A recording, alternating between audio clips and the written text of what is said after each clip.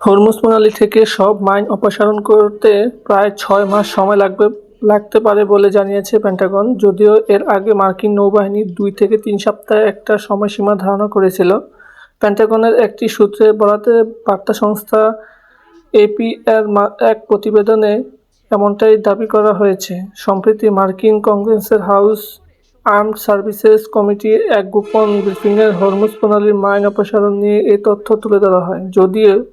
যদিও এই ব্রিফিং ইরানের সঙ্গে চলমান যুদ্ধের ব্যয়, সামরিক কৌশল ও লক্ষ্য সম্পর্কে স্পষ্ট কোনো ব্যাখ্যা দেওয়া হয়নি বলে প্রতিবেদনে উল্লেখ করা হয়েছে। এর আগে চলতি বছরের গত ২৮ ফেব্রুয়ারি ইরানে যুক্তরাষ্ট্র ইসরায়েলের যৌথ বিমান হামলার মধ্যে দিয়ে শুরু হয়। ইরান যুক্তরাষ্ট্র ইসরায়েল যুদ্ধ।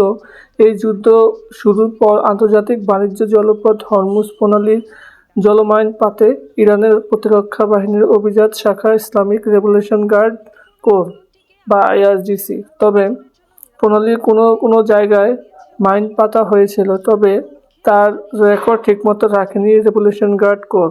ফলে ৮ এপ্রিল যুক্তরাষ্ট্র ইরানের যুদ্ধবিরতির পর সবচেয়ে বড় চ্যালেঞ্জ হয়ে ওঠে হরমুজ থেকে মাইন অপসারণ করা। কারণ ১৬৭ কিলোমিটার দীর্ঘ এই জলপথটি আন্তর্জাতিক জ্বালানি বাণিজ্যের জন্য খুবই গুরুত্বপূর্ণ।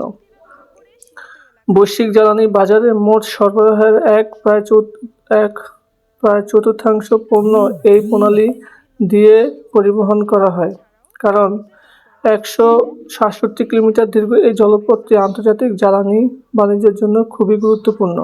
বৈশ্বিক জ্বালানি বাণিজ্য মোট সরবরাহের প্রায় ২৫ ভাগ বা চতুর্থাংশ পণ্য এই প্রণালী দিয়ে পরিবহন করা হয়।